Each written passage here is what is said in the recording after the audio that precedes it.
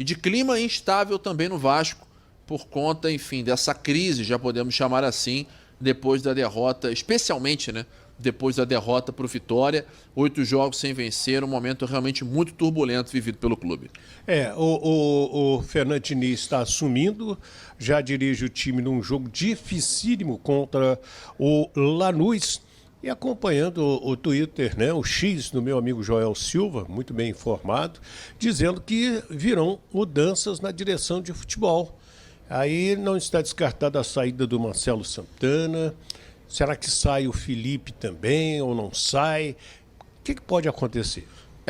Aproveitando abraçar também o Joel Silva, que faz um grande trabalho, mas a informação dele não só está correta, como a gente amplia aqui, já falamos na Super Rádio Tupi também, as reuniões que aconteceram desde ontem à noite, para ser sincero, lá em Salvador, houve uma videoconferência entre o Pedrinho e o Fernando Diniz que estavam aqui e também o Felipe e o Marcelo Santana em Salvador, até no sentido de começar a parar as arestas para a sequência do ano. O Vasco pretendia fazer uma reformulação, talvez não tão profunda, mas pretendia, na pausa de meio do ano para o Super Mundial. Mas o estado das coisas, o conjunto de fatores acabou antecipando tudo isso e é possível sim, a gente pode até dizer que é provável que o Felipe e o Marcelo Santana não continuem.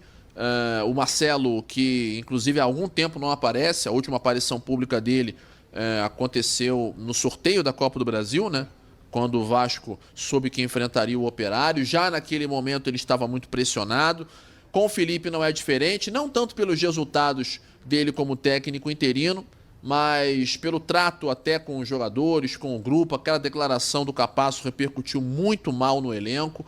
E até o Daniel Félix também, que é um nome da coordenação da preparação física, é um nome também que está sendo reavaliado pela diretoria. Se isso vai acontecer hoje, amanhã, semana que vem, isso ainda é uma incógnita, mas pode sim e deverá mesmo haver uma reformulação no plantel, até de jogadores, não vou dizer reformulação, mas alguns jogadores podem sim vir a ser colocados na lista de transferências, porque tudo vai depender do Diniz, do crivo do Fernando Diniz e do que ele entende que é preciso melhorar e é mais emergencial para o Vasco. Mas sim, de fato, Felipe e Marcelo Santana estão, como a gente diz, pela bola 7, porque a pressão é muito grande em cima do Pedrinho internamente, inclusive entre sócios, conselheiros, beneméritos, que já não dão a ele o mesmo apoio que ele tinha quando foi eleito no final de 23. Esse é o detalhe. E agora, falando do Felipe, eu conheço o Felipe, eu vou repetir aqui no canal, desde a base. Sempre teve personalidade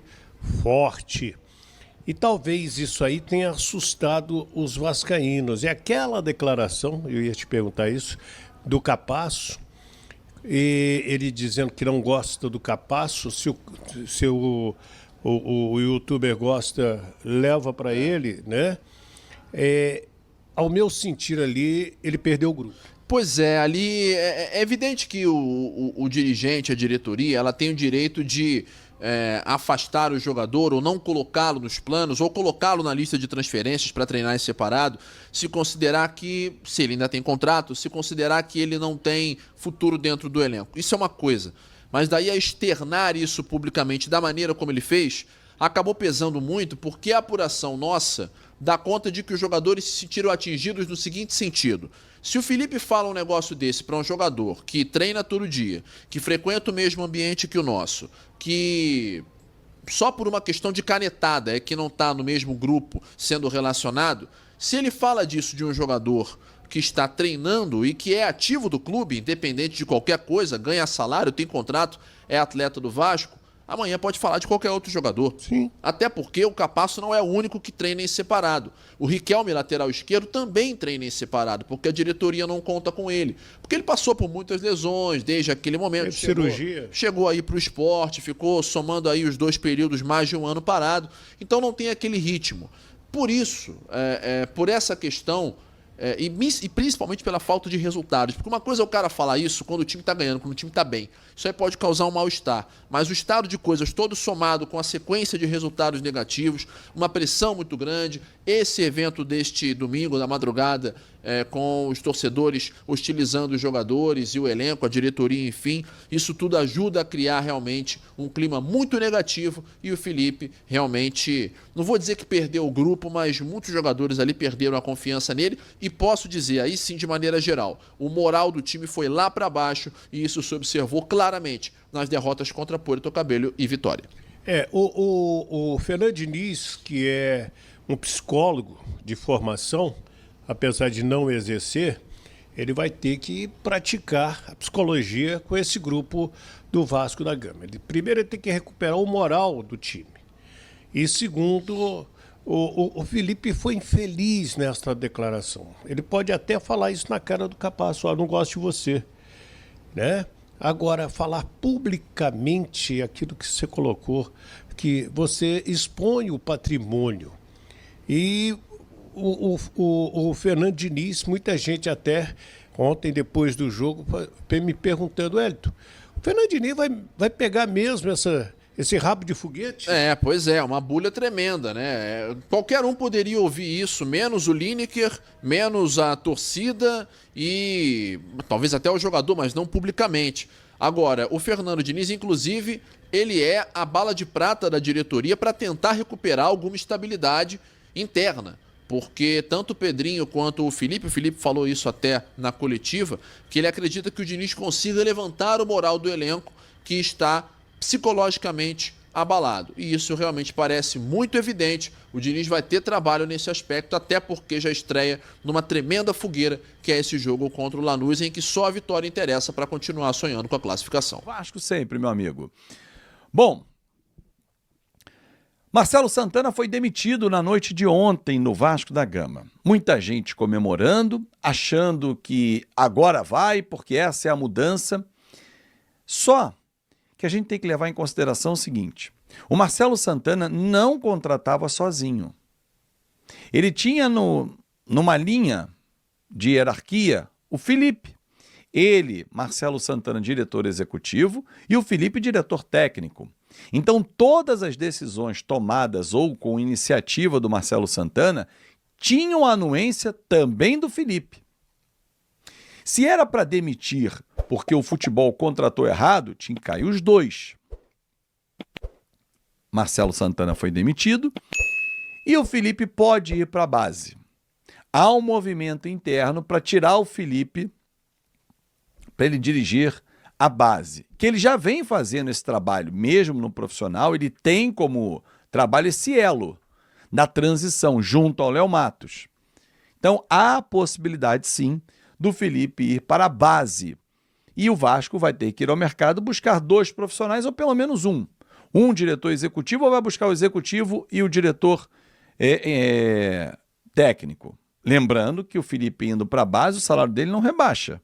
Você não pode diminuir o salário. Então, provavelmente, o Vasco vai atrás apenas de um diretor executivo. Enquanto isso, Carlos Amodeu acumula as funções burocráticas que fazem parte do cargo do diretor executivo de futebol. Bom, Fernando Diniz vai ser apresentado hoje aos jogadores. Primeiro treino e único para viajar para a Argentina. O Vasco vai apresentar o Diniz à imprensa e ao torcedor somente depois, na volta do jogo com o Lanús. E por quê? Eu explico a você. Todo jogo da Conmebol, o clube participante do jogo da competição organizada pela Conmebol, ele entra dias antes, e são 3 dias antes do jogo, num protocolo Conmebol. É o mesmo que o Vasco e Lanús fossem em São Januário, como foi. O estádio é cedido para a Conmebol para adesivar todo o estádio e todas as regras da Conmebol são aplicadas 3 dias antes da partida. Tanto que na Conmebol eu não vou para o estádio narrar o jogo, porque a Conmebol não permite no estádio mostrar imagem, mesmo que não seja só do jogo, seja do próprio narrando ali da cabine, nenhuma imagem de quem não é detentor. Então as regras são muito rígidas.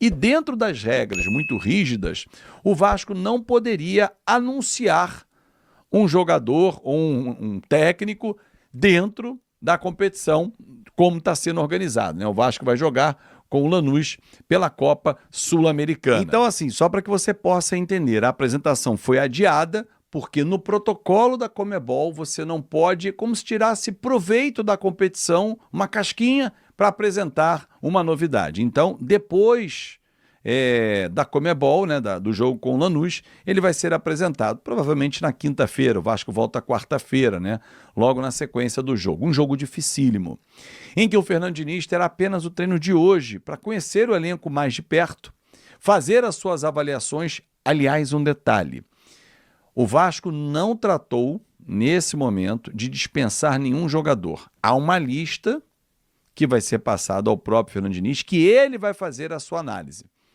E aí, de forma correta, a diretoria não tomou nenhuma atitude antes que o técnico chegasse e falou: não, esse cara eu quero contar, não, realmente pode dispensar, esse eu não quero, pode vender. Vem aí a janela de transferências. Lucas Piton e Ryan são 2 jogadores com possibilidade de negociação, apesar da bola estar bem pequenininha dos 2. Mas são jogadores de mercado. Piton principalmente por ter passaporte italiano e o Ryan por ser uma joia da base que vem jogando seleção de base e os clubes europeus estão de olho nisso. Só que, com o futebol apresentado pelos 2, há uma desvalorização de mercado. As grandes equipes vêm, mas vêm com propostas bem menores, porque eles não estão em alta. Mas o Vasco sabe que precisa fazer caixa e essas 2 negociações são bem-vindas desde que o Vasco consiga valores dentro da sua realidade. O próprio Fernando Diniz já foi informado pela diretoria do Vasco que essas negociações podem acontecer. Porém, observações feitas em jogos anteriores, no último jogo com o Vitória, no penúltimo com o Puerto Cabello, o Fernando Diniz já estava analisando o Vasco, e a diretoria tem um diagnóstico também, o próprio Felipe, como diretor técnico e técnico interino nessas partidas, de que alguns jogadores não estão rendendo. O que o Lloyd Augusto fez mais uma vez foi uma verdadeira palhaçada contra o Vitória, virar a carinha, dar de letra para a linha lateral, sem nenhum compromisso. Parece que ele está fazendo uma graça, e não é futebol, não é graça, só é graça quando você está ganhando. Aliás, um parênteses. Não sei se você, torcedor, acompanhou os jogos da rodada além do Vasco. Eu acompanhei vários e narrei, inclusive, para a Flashcore Botafogo Internacional. É impressionante a intensidade, o volume de jogo, o desejo de fazer gol dos times que disputam o Campeonato Brasileiro, à exceção do Vasco, que no sábado estava com um homem a mais contra o Vitória, 1-0, jogou lá atrás, tocou bola para o lado, e não é vertical. É um time horizontal e que não marca. É um arame liso quando vai atacar a bola, quando vai marcar o adversário. O Botafogo, ontem, vencia por 1-0, o Inter pressionava, achou um segundo gol num contra-ataque com o Arthur, matou o primeiro tempo e veio para o segundo para fazer o terceiro, fazer o quarto, e aí sim botou o Inter na roda. Fluminense e Atlético Mineiro, um jogo de muita intensidade, de muita velocidade e de apetite de gols. Fortaleza e Juventude. O Vasco se acomoda 1-0, bota a bunda lá atrás e fica parado. Isso explica muito e nos leva à zona de rebaixamento. Lamentavelmente, o Vasco vai abrir a 9ª rodada dentro da zona de rebaixamento e fazendo conta para sair, porque não depende só dele, os adversários acima também precisam perder. Violenta, na sequência, Lanús amanhã e no sábado Fortaleza em São Januário. Mudar o mental desses jogadores o quanto antes. Alguns estão derrotados visivelmente, outros esgotados fisicamente, e tentar encontrar soluções com pouco tempo. Um treino hoje, viaja para a Argentina, volta quarta-feira tem treino, quinta um treino melhor, sexta devagar, porque sábado tem jogo. Aí domingo descansa, né? Ou tem um treino leve, um regenerativo, segunda já vai para o treinamento e aí começa a sequência. Aí vem depois ali a equipe do Operário, né? Que o Vasco tem o jogo da volta, empatou na ida, depois tem a equipe do Fluminense, aí recebe o Melgar e dependendo do que acontecer contra o Lanús, eliminado ou com chances, ou seja, com jogo vivo, Red Bull Bragantino, é jogo em cima de jogo, pouco treino para o Diniz, que é a esperança do torcedor vascaíno e de muitos da diretoria também, que ele possa mudar o rumo da temporada 2025. Mas aqui eu digo o seguinte, torcedor, a saída do Marcelo Santana não é a única solução. Se mandou embora porque contratou errado e fez um trabalho errado, o Felipe também fez. Vários jogadores não estão performando. E você já sabe, você vê, você acompanha o jogo. E se comparar a outros adversários, um nível de intensidade, então esquece. Detalhe, para fechar. Pegue um gol do Mirassol, o de empate contra o Corinthians. Reinaldo vai na linha de fundo, cruza, 3 jogadores do Mirassol na pequena área para fazer o gol e um quarto chegando na grande área. Lembra aqui no comentário para mim um jogo que você lembra de uma jogada que o Vasco pisou com 3 na área, vou nem pedir 4. 2 você vai lembrar em alguns momentos, porque normalmente é só o Verratti lá dentro. Sabe o que isso significa? Intensidade, gosto pela vitória e por fazer gol. Isso equivale ao futebol. Aí depois, Lloyd, você abre a casinha, abre o parquinho, faz graça, mas antes, artista, joga futebol. A ação lembra aquele jogo primeiro do Fernando Diniz? Nós estávamos lá, começou lá. A reconstrução do Vasco começou aonde? Lá em Buenos Aires contra o Lanús, lembra? E a gente estava lá.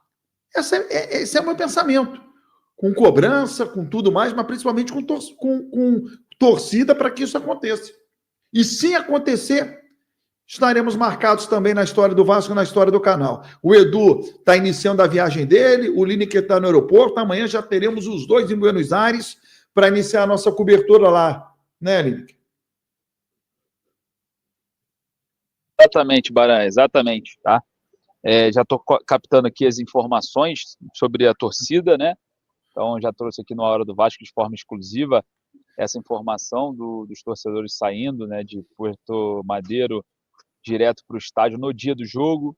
Terá um aparato muito, muito grande, tá, de segurança privada e pública para esse deslocamento. As torcidas não são muito amigas no sentido aqui de cordialidade, então teremos esse movimento. Espero estar também fazendo a cobertura dessa saída, né? De Puerto Madeiro, do torcedor saindo ali, o torcedor que é um torcedor também das organizadas estarão também presentes, tá? Então, eu acho que vai ser um jogo de muita pressão, muito apoio, como sempre, né? Mas muita pressão. Mas tá pegando mal, né, cara? Essas imagens, assim, de violência, essas imagens de opressão com o torcedor, né? Lá em Brasília, a gente já teve aquele problema lá com um torcedor que supostamente teria criticado lá o Felipe, aí teve aquele problema com o Betinho ali, que foi desligado do clube, e agora esse problema com a Polícia Militar do Estado do Rio, enfim, é um momento que fica ruim, né, para a diretoria, né? Fica ruim, né, se eles não soltarem uma nota, se eles não protegerem aí o interesse do torcedor, vai ficar ruim. Eu acho que eles não têm esse feeling, né? Eu acho que eles não se preocupam muito com isso, porque eu acreditava que ia acordar hoje já com uma nota do Vasco repudiando as ações da polícia para com o torcedor e também com a imprensa, né? Espero que a SERJ também se posicione, que é a Associação de Cronistas do Estado do Rio de Janeiro, falando sobre o caso ali da liberdade de imprensa, que tem que ser sempre, porque senão, se a gente não tiver essa liberdade de transitar, de filmar e de não ser oprimido, a gente vai começar a viver uma ditadura, que é a liberdade da imprensa que nos traz a verdade da informação, e a gente viu aí o que aconteceu aí com o Mumu, com o BTB, com o Jonathan, com o Alan, com o Matheus Guimarães e com a galera que está trabalhando lá. Todos foram vítimas aí de um exagero, de uma contenção desnecessária. Mas pode trazer a nota aí, Baran, da Força Jovem. Vou ler a nota da Força Jovem, nota emitida hoje pela manhã. Ok? Vamos lá. Enquanto isso, estou deixando a Live Pix para que vocês possam ajudar as nossas futuras coberturas, hein? Nosso caixa ficou zerado, a gente está indo para a Argentina, mas temporada é longa. Quer a nossa presença? Nos ajude. Nós queremos muito ir. Coisa que a gente mais quer questionar. E está ao lado do Vasco em todos os momentos. Quando o Vasco estiver em navio tranquilo, vai estar um monte de gente ao lado do Vasco. A gente está na boa e está na ruim. Nós estamos na boa e na ruim. Vamos lá. Nota da Força Jovem. Se a intenção era nos parar, informamos que o tiro saiu pela culatra. Somos forjados a ferro e fogo, e nada é capaz de nos parar quando o assunto é defender o Clube de Regatas Vasco da Gama.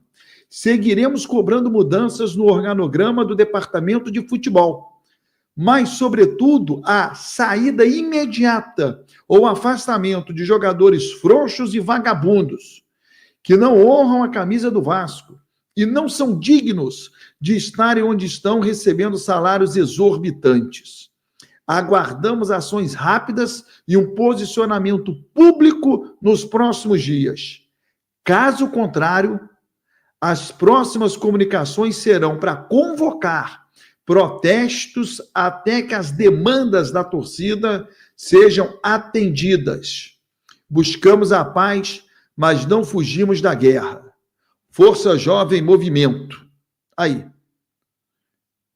Nota oficial da Força Jovem. Mais uma nota forte, na minha opinião, tá? Mais Muito uma. forte, na minha opinião. Posicionamento também com base, né, nos acontecimentos de ontem, que foram muito hostis para o torcedor, e eu acho que o torcedor é o que menos tem que sofrer nesse momento, cara. O torcedor, mais uma vez, vai ter que carregar isso nas costas, o torcedor, mais uma vez, vai ter que lutar, o torcedor, mais uma vez, vai ter que cobrar, o torcedor, mais uma vez, vai sobrar tudo para o torcedor de novo. Quando você tem uma gestão que não funciona, sobra tudo para o torcedor tem que cobrar o jogador, para o jogador voltar a jogar, porque não tem cobrança interna. O torcedor tem que cobrar a diretoria para fazer o básico, porque eles não conseguem enxergar como se faz o básico. Então sobra tudo para o torcedor, né? Sobra tudo para o torcedor e, enfim, a gente observa que é um ciclo que no Vasco vem se repetindo, né? Espero que dessa vez essa mudança... Baran, eu vou falar um negócio para você, tá? Quando se fala em mudança no departamento de futebol, Felipe ser realocado e o Marcelo Santana ser demitido, para mim isso é nada. A diretoria do Vasco ela tem que entender que o que eles estão fazendo não é nada. Se eles estão achando que vão fazer mudancinhas insignificativas e vai passar batido como cortina de fumaça, não vai passar batido, cara. Não vai. Eu falo para você, no mínimo uns 10 jogadores afastados. Tá? Mas como que vai jogar? Vai no Sub-20. Está disputando a Copa Rio e o Campeonato Brasileiro. Se reestrutura com o Sub-20. Até o meio do ano. Tem um mês e meio aí. Um mês e meio. E outra. Vou falar um negócio para você. Pode ir lá no Capasso pedir desculpa. Pode ir lá no Capasso pedir desculpa. Pode ir lá no Riquelme pedir desculpa. Vasco negocia com Rodrigo Caetano após saída de Marcelo Santana. O Vasco da Gama se movimenta nos bastidores para reorganizar seu departamento de futebol após a saída de Marcelo Santana, que deixou o cargo de diretor de futebol nesta semana. O principal nome na mira da diretoria vascaína é Rodrigo Caetano, executivo experiente com passagem anterior por São Januário. A saída de Marcelo Santana, confirmada no último domingo, aconteceu após semanas de insatisfação interna e divergências sobre o planejamento de elenco e contratações. Embora sua passagem tenha sido breve, a diretoria entendeu que era necessário buscar um profissional com mais experiência de mercado e bagagem em clubes de grande porte. Fontes ligadas à cúpula da SAF confirmam que as conversas com Caetano já estão em estágio intermediário. O clube busca viabilizar a contratação o quanto antes, já pensando na janela de transferências do meio do ano, considerada decisiva para as pretensões do time no Campeonato Brasileiro. Precisamos de alguém que chegue com autoridade, que conheça os caminhos do futebol brasileiro e que tenha confiança do mercado. Rodrigo Caetano representa isso. As conversas estão fluindo bem, disse um membro do comitê gestor da SAF, que pediu anonimato.